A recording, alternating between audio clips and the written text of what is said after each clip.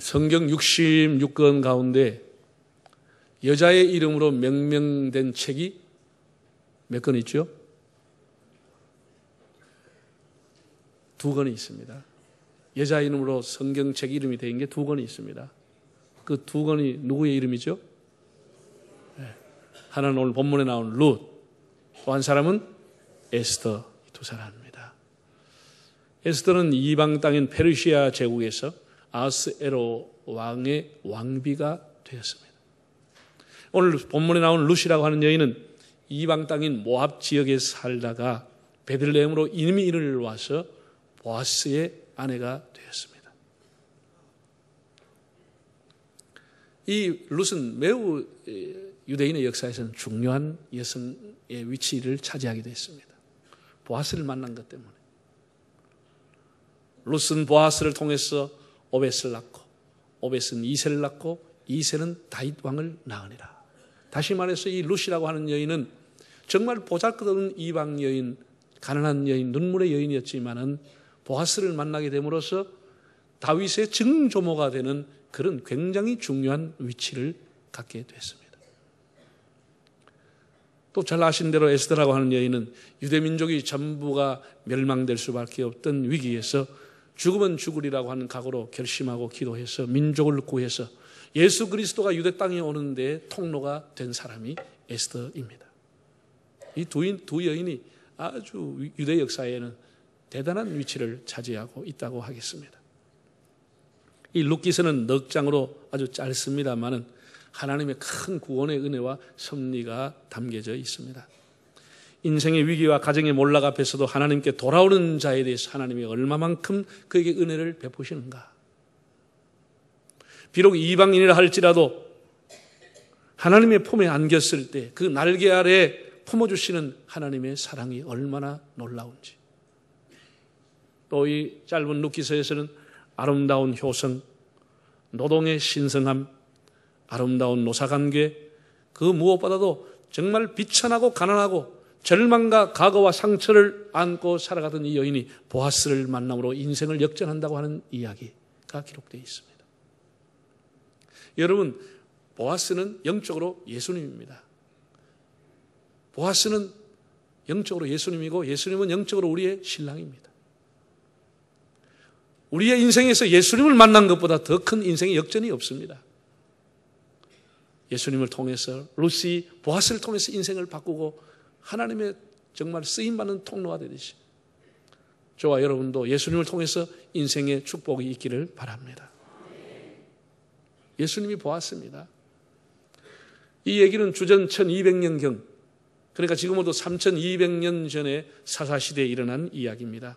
결코 허구나 소설을 기록하는 것이 아니고 다윗 왕이 너무 귀하기 때문에 다윗 왕가의 내력과 집안일을 조사해 보니까 선대에 이런 아름다운 러브 스토리, 이런 아름다운 그레이스 스토리가 있었다라고 하는 것을 기록해 놓은 것입니다. 사실은 룻의 얘기보다도 다윗의 얘기를 기록한 것입니다. 마지막 한 절이 4장이 나오지만 다윗 왕의 증조모 가운데 이런 훌륭한 할머니가 있었다. 그것을 밝혀놓은 것입니다. 베드음의 해음에 살고 있던 유다 지파의 엘리멜렉이라고 하는 사람이 그 지역에 흉년이 들게 되므로 자기 아내 나오미와 함께 두 아들과 함께 모압 땅으로 이주를 가게 됐습니다. 이민을 간 거죠. 하나님께서 힘들고 어려워도 자기 지파, 자기 자리, 자기 사명을 지켜야 하는데도 힘들다고 달랑 버리고 좋은 곳으로 가버렸습니다. 그때는 좋았습니다. 거기 가서 또 두 아들이 모압 여자를 만나서 결혼까지 했습니다. 며느리 둘이를 맞이했습니다. 그런데 웬일입니까? 얼마 안 가서 가장인 엘리멜렉이 죽었습니다. 아들 둘이가 연달아 죽었습니다. 그러니까 이 집은 하루아침에 가부 3명만 사는 가정이 되고 만 것입니다. 기가 막힌 일이죠. 기가 막힌 일. 그래서 나오미가 결심을 했습니다. 시어머니 나오미가 결심을 합니다. 나는 이제 죽어도 고향 가야 되겠다. 유다 지파가 있는 베들레헴으로 가야 되겠다 결심을 하고 귀향을 결심하게 됩니다. 그래서 2명의 며느리를 불러가지고 얘기를 해줍니다. 나는 이제 고향 갈 테니 너희들 아주 젊고 아름다우니까 얼마든지 새로운 세상, 새로운 사람 만나서 살아라고 자유를 주었습니다. 그래서 첫째 며느리 오르바는 자기 민족에게 돌아갔고, 그러나 둘째 룻은 기어코 시어머니를 따라오겠다는 겁니다. 나오미가 여러 번 만류했습니다. 나는 소망이 없는 사람이다. 나는 슬픈 여자다. 나를 따라오지 말아라. 그랬음에도 성경에 보면 룻이 시어머니 나오미를 붙쫓았더라. 바짝 따라 붙어갔습니다. 그는 이렇게 말했습니다. 어머니 하나님이 이제 나의 하나님 될 것입니다. 어머니의 백성이 나의 백성이 될 것입니다. 이런 결심을 하고 룻이 따라 나섰습니다. 여러분, 신앙은 결단입니다. 신앙은 결단입니다.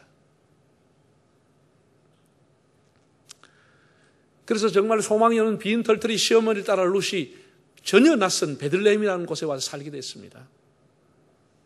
오기는 잘 왔습니다만은 당장 무슨 변화가 있는 것은 아니었습니다. 우리가 세상에서 방황하다가 교회 나오고 하나님 앞에 나오면 굉장히 변화가 될 줄 아지만은 별로 변화되는 건 없습니다. 고향에 돌아오기는 왔지만은 그의 생계와 삶에는 변화가 없었습니다. 여전히 외로웠고, 여전히 기댈 언적은 없었고, 여전히 땅은 한 평도 없이 시아버지 엘리멜렉이 다 자기 집안은 다 팔아버렸고, 여전히 잡을 끈도 없었고, 그래서 지금 생각해 보면 조그마한 움막 같은 것을 임시로 처소로 만들어서 고복 안에 살았던 것이 아닌가 생각이 듭니다. 전혀 소망이 없었습니다. 베들레헴 왔지만 반전은 일어나지 않았습니다. 여전히 고생의 문이 헌했습니다. 그런데 놀라운 일이 일어났습니다. 자, 2장 1절에서 3절을 다시 한번 읽어볼까요? 나오미의 남편 엘리멜렉의 친족으로 유력한 자가 있으니 그의 이름은 보아스더라. 모함 여인 룻이 나오미에게 이르되 원하건대 내가 밭으로 가서 내가 누구에게 은혜를 입으면 그를 따라서 이삭을 줍겠나이다 하니 나오미가 그에게 이르되 내 따라 갈지어다 하매 룻이 가서 베는 자를 따라 밭에서 이삭을 줍는데 우연히 엘리멜렉의 친족 보아스에게 속한 밭에 이르렀더라. 이삭을 주겠다고 하는 말이 두 번이나 나옵니다. 삶이 어려우니까 우선 끼니를 떼야 되니까 시어미가 불러가지고 얘야 가서 이삭이나 주워보라 그렇게 얘기한 게 아닙니다. 참 룻이 기특하다고 하는 것은 그때 나이가 20살이 채 안 됐을 터인데 어머니 제가 이삭을 주러 나가겠습니다 이렇게 얘기하는 거예요. 자기가 먼저 자원해서 이삭을 주겠다고 한 겁니다. 천국은 침노하는 자, 스스로 힘쓰는 자가 빼앗는다는 말이 있습니다. 베들레헴 지역은 그의 풍년이 들어서 온통 축제의 노래, 풍년의 노래를 부르고 있었습니다. 사람들이 다 풍년이 왔다고 나오미의 가정까지 풍년이 된 것은 아니었습니다. 나오미의 가정은 여전히 외로웠고 가난했고 쓸쓸했습니다. 돌아온 나오미를 환영해 주는 것은 잠깐이었고 모두가 다 일상으로 밭으로 돌아갔습니다.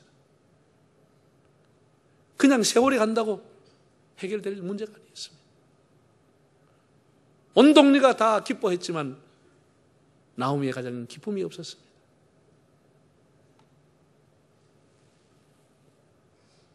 여러분, 사람이 살아가면서 가장 기본적인 문제가 뭐죠?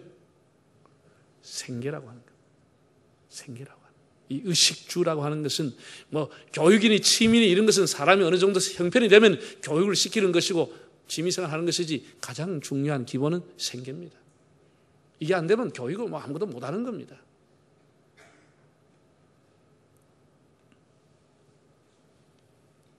최소한 가정의 부모가 되고 가장이 되면은 이 생계는 책임을 지도록 자세를 가져야 되는 겁니다. 창피해서 자존심 때문에 남의 눈 때문에 체면 때문에 이런저런 핑계하고 생계 문제를 외면하는 것은 무책임한 일인 것입니다.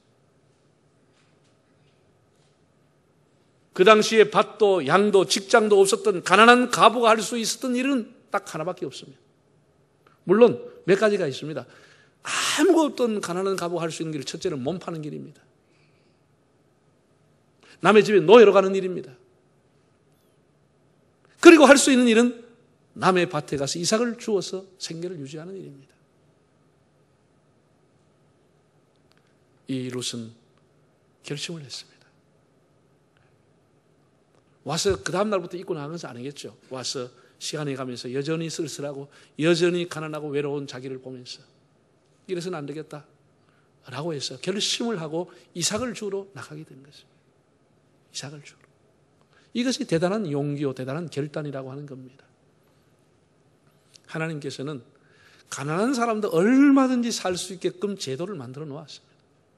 가난하다고 좌절하고 집에서 앉아 있어서는 안 된다고. 하나님이 가난한 사람도 얼마든지 사회생활하고 살 수 있는 길을 열어놓았습니다. 레위기 19장 9절과 10절 한번 읽어볼까요? 너희가 너희 땅에서 곡식을 거둘 때에 너는 모퉁이까지 다 거두지 말고 내 떨어진 이삭도 줍지 말며 네 포도원의 열매를 다 따지 말며 네 포도원에 떨어진 열매를 줍지 말고 가난한 사람과 거류민을 위하여 버려두라. 나는 너희 하나님 여호와니라. 하나님은 언제나 약자를 보호하는 거예요. 네가 농사를 지어서 수확을 거둘 때 반 네 모퉁이 그냥 둬라. 지나가는 나그네가 가난한 사람이 와서 배에서 먹을 수 있도록. 만약에 수수하다가 이삭이 떨어지면 그 이삭을 줍지 말고 다시 돌아오지 말고 그냥 둬라. 가난한 사람이 그 이삭이라도 가져가 먹고. 네가 가시를 많이 메꿔달라. 떨어진 거 주워가지 말고 또 저 꼭대기 있는 거 따지 말고 가난한 사람들, 어려운 사람이 먹을 수 있도록 두라. 이게 하나님의 법입니다. 약자를 보호한 하나님의 법. 쉽게 말하면 우리 사회로 말하면 하나님이 싹쓸이 하지 말라는 거예요. 롯은 나오미와 함께 신세 타령을 하고 인생을 원망하고 내가 왜 여기 왔던가 그렇게 하지 않고 자기가 할 수 있는 일에 눈을 떴다고 하는 거예요. 이게 성실이라고 하는 겁니다. 자기가 할 수 있는 위치에서 성실했다고 하는 거예요. 성실은 다른 말로 표현하면 책임감을 가졌다고 하는 거예요. 책임감. 그래서 이 롯은 한 이삭을 한 줌 한 죽을 줍고 그러다가 그 밭에 유력한 사람, 그 밭의 주인 베들레헴의 실력자, 유력자, 부자, 베들레헴의 최고의 부자면서 노총각인 보아스를 만나게 되는 겁니다. 세상에 이런 일이 일어날 수 있겠습니까? 모든 사람의 선망의 대상인 그 밭의 주인, 실력자인 보아스를 만나게 되는 거예요. 보아스의 밭에 우연히 갔다 이랬습니다. 엘리멜렉의 친족 중에 하나인 보아스의 밭에 우연히 갔다고 성경은 그렇게 기록했지만 여러분 우리가 살아가는 일에 우연한 일은 없습니다. 그의 걸음을 인도하시는 자는 하나님입니다. 하나님은 작은 일에 성실했던 사람, 정말 결심하고 생계를 책임지겠다고 결심하는 룻의 걸음을 보아스의 밭으로 인도하신 것입니다. 거기 가서 이삭을 주울 수 있도록 인도해 주신 겁니다. 우리 성실을 잃어버리면 인생은 무너지는 것입니다. 무너지는 것입니다. 여러분 신앙생활 잘하는 사람, 교회 처음 나온 사람이 아니고 신앙생활 제법 10년 있으면 잘하는 사람이 이단에 왜 빠진다 아세요? 이단에 빠진 이유가 이거요. 교회 10년 동안 새벽 기도하고 교회 열심히 해도 성경도 잘 모르겠고 하나님 뜻도 모르겠고 정말 마음이 와 닿지도 않고 주의 음성도 못 듣고 그러면 이단이 와서 유혹하는 거예요. 네가 여기에 나오면 한 방에 그냥 직통 계시다. 한 번 그만 성경 3개월 그만 성경 쪼개가 다 한다고. 내가 40년 읽어도 쪼개지지도 않고 모르는데 99%는 모르는데 석 달만은 쪼개다 성경이 화나다가 하면 나를 좀 인도해 주소. 무슨 직통 계시를 어떻게 받겠다는 거예요? 하나님 음성을 어떻게 듣겠다는 거예요? 이런 것들이 그 사람의 성실한 신앙생활을 다 버리고 하고 그 유혹을 뿌리치지 못하고 이단으로 가버리는 것이죠. 여러분 성경에 보세요. 아담과 하와에게 사탄이 와서 뭐라고 유혹하죠? 이거 먹으면 한 방에 눈이 환해서 하나님과 똑같이 되어버린다는 거예요. 한 방에 끝나버린다. 한 번만 먹으면 끝나버린다. 이것이 지금까지 사람들을 유혹하고 있는 것이에요. 유혹하고 있는 것이에요. 여러분 자녀를 키우거들랑 그 자녀가 아무리 하나 둘 소중하고 소중해도 바닥을 알게 하고 이삭을 주는 것을 가르쳐야 되는 것이에요. 바닥을 알아야 귀한 사람이 돼요. 청소부터 하고 꾸중도 듣고 야단도 맞고 서름 때문에 눈물도 흘리고 그렇게 하면서 사회를 배워가는 거예요. 사회를 배우는 거예요. 어느 아침에 꽃방석에 앉혀놓으면 안 되는 거예요. 안 됩니다. 이삭을 배우게 하는 거예요.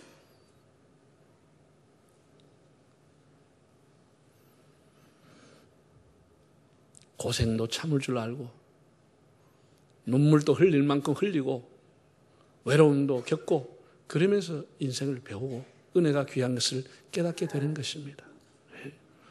옛날에 제가 학교 다닐 때만 해도 방학이 되면은 방학 숙제가 뭐냐? 이삭 죽기 해오라는 거예요. 요새 그런 숙제 없죠? 이 사회 자체가 이삭을 별로 귀하게 여기지 않고, 물론 이 도시에 있는 사람이 이삭이 없지. 뭐. 시골에 농사 지어야 이삭이 있겠죠. 그럼 옛날에 또 빈병 모아오라 그랬어요. 빈병 몇 개 가오라 그랬어요. 요즘 빈병 가오라 또 선생님 시켰다 하면 그 선생님 혼납니다. 이 사회 자체가 그런 교육을 안 하고 있습니다. 안 합니다.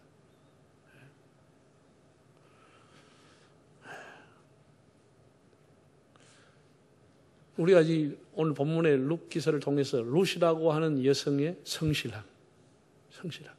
그 성실 속에 하나님이 보아스를 숨겨놨다고 하는 것. 인생의 최고의 면류관을 숨겨놨다고 하는 것. 성실 속. 그리고 또 보아스라고 하는 사람을 생각해 보게 됩니다. 이 보아스는 너무나 귀한 사람이었습니다. 자, 이 사람이 어떤 자세를 가지고 살았느냐. 2장 8절과 9절을 한번 읽어볼까요?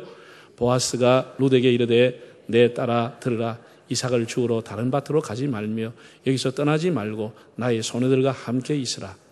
그들이 베는 밭을 보고 그들을 따르라. 내가 그 소년들에게 명령하여 너를 건드리지 말라 하였느니라. 목이 마르거든 그릇에 가서 소년들이 길러온 것을 마실지니라 하느니라. 또 14에서 16절 식사할 때에 보아스가 룻에게 이르되 이리로 와서 떡을 먹으며 네 떡 조각을 초에 찍으라 하므로 룻이 곡식 빼는 자 곁에 앉으니 그가 볶은 곡식을 주매 룻이 배불리 먹고 남았더라.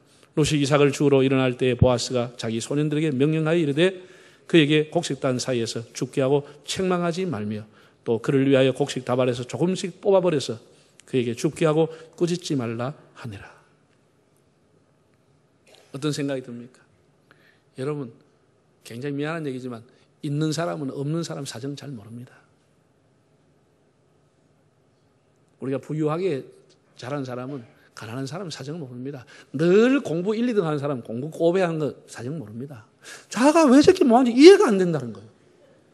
저 사람 왜 저렇게 가난하게 사는지 이해가 안 된다는 거예요. 이해가 안 되지 자기는. 정말 하나님의 명령에 순종해서 보아스는 가진 자였고 높은 자였고 귀한 자였지만 작은 자들의 벗이 되고 그들을 선대하고 그들의 아픔을 생각해 주는 사람, 그들의 눈물을 닦아주는 그늘이 됐다고 하는 것이 얼마나 귀한 것인지.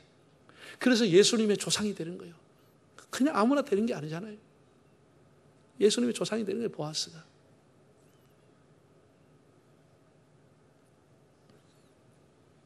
여러분, 좋은 사회는 서로가 배려하는 겁니다. 가정이든 교회든 사회든 마찬가지입니다. 과거에 우리가 국민학교 다닐 때는 지금 교과서에 있는지 모르겠습니다. 이런 게 있었거든요. 형제가 주소를 해가지고 형이 밤에 자다가 일어나는 거예요. 아이고, 동생이 이제 막 결혼해가 신접 살림했는데 뭐 가재도구도 사야 되는데 얼마나 많이 필요하겠나 해서 가서 자기 낫가리에 있는 낫단에 있는 낫가리를 걷어가지고 밤에 막 동생한테 갖다 준 거예요. 반반 안 하는데.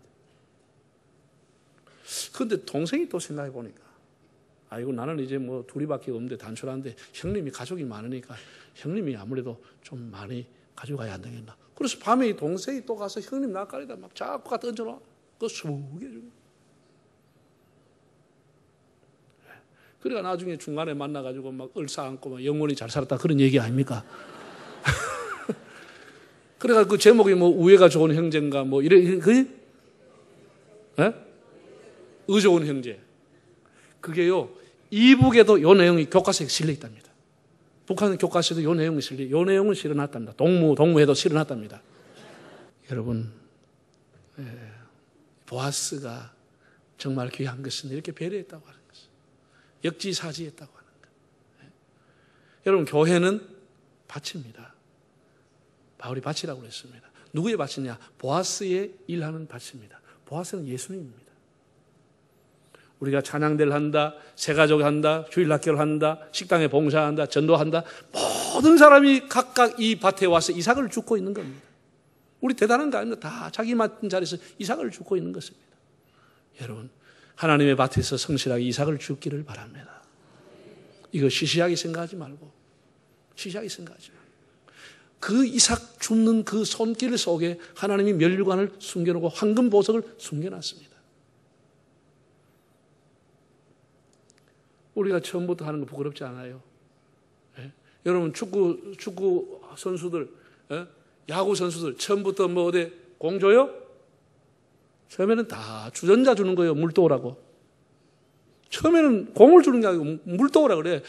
처음에는 가면 다 깃발 갖다 꽂고 어디 가서 그냥 그 밥 먹고 나면 치우고 금이나 끄고 그리고 또 저 화장실 뒤에가 공디 몇 차를 두드려 맞고 그러는 거예요. 그러면서 배우는 거예요. 그러면서 배우는 거예요. 그게 싫으면 아무것도 못 하는 거예요. 못 하는 거예요. 성실하게 하는 거예요. 성실하게. 이번에 성실이 얼마나 중요한지를 여러분 깨닫잖아요. 왜 현직 대통령이 중도에 탄핵을 당하고 파면을 당하죠? 국가가 준 의무, 국민이 지지해 준 그 책무에 대해서 성실하지 못했다는 겁니다. 성실하지 못했다는 거죠. 헌법을 수호해야 될 책임이 있는 자리가 헌법에 대해 성실하지 못했다는 겁니다. 세월호가 침몰해서 많은 학생이 죽어갔지만 그냥 전화로 몇 번 지시하고 그 아이들을 보호하려고 하는 그런 성실함이 부족했다는 겁니다. 국민의 믿음을 배신하고 오히려 민간인 한 여자를 불러가 청와대에 수십 번 드나들게 하고 수백 번 통화를 하고 세상의 그 중요한 국가의 문서를 갖다 보여주고 그 성실을 위반했다는 거예요. 대통령으로서. 누가 애국자지요? 자기 자리에 성실한 사람이 애국자인 겁니다. 누가 제대로 된 신앙인입니까? 자기의 자리에서 성실한 사람이 하나님 앞에 올바른 신앙인이 되는 겁니다. 이번에 판결로 앞으로 우리나라는 어떤 대통령도 어떤 사람도 법 앞에는 다 동등하다고 하는 것, 법 위에 군림할 수 없다고 하는 것을 보여주었습니다. 그리고 앞으로 이 사건은 우리 대한민국이 존재한 한 민주주의의 영원한 상징으로 남게 될 겁니다. 우리가 성실해야 되는 거예요. 성실해야 되는 것입니다. 여러분, 사람은 인성을 갖고 있습니다. 인성과 영성의 가장 중요한 바탕은 성실입니다. 그 성실은 책임감입니다. 성실하지 않다. 그 사람 믿음, 영성은 없습니다. 영성은 아무리 얘기해도 영성은 없는 겁니다. 그 사람이 인성을 아무리 얘기하고 인격을 얘기해도 성실하지 않다. 그는 인성은 거의 엉망입니다. 그만큼 성실이 중요한 겁니다. 공부든 사업이든지 목회든 정치든 직장이든지 여러분 성실이 큰 밑전이 돼야 하는 겁니다. 재치라고 하는 것은 그는 단거리용입니다. 성실은 장거리용입니다. 제가 늘 여러분에게 인용하고 말씀드리는 시편 37편 3절에 보면 성실로 식물을 삼을지어다. 성실로 살아가는 거예요. 악을 식물로 삼지 말고 남을 모함하고 남에게 위증하고 사기하고 축소 은폐하고 폄하하고 인격 살해하고 이렇게 하지 말고 악을 식물로 삼지 말고 성실을 식물로 삼아라. 그랬습니다. 우리 사람들이 행복의 지수를 얘기합니다. 성실의 지수와 행복의 지수가 같이 가는 겁니다. 한국 교회가 신뢰가 부족하다 그런 통계가 있습니다. 신뢰라고 하는 것은 성실과 맞물려 있는 겁니다. 불성실하다 그런 얘기입니다. 쉽게 말해서. 우리가 기독교인이 어디에 속해 있든지 자기의 삶의 자리와 직장에서 성실의 문화를 확산할 수 있다고 하면 우리 한국교회가 이 사회 위에 성실의 문화를 만들어줄 수 있다고 하면 한국교회는 다시 신뢰를 받게 될 것입니다.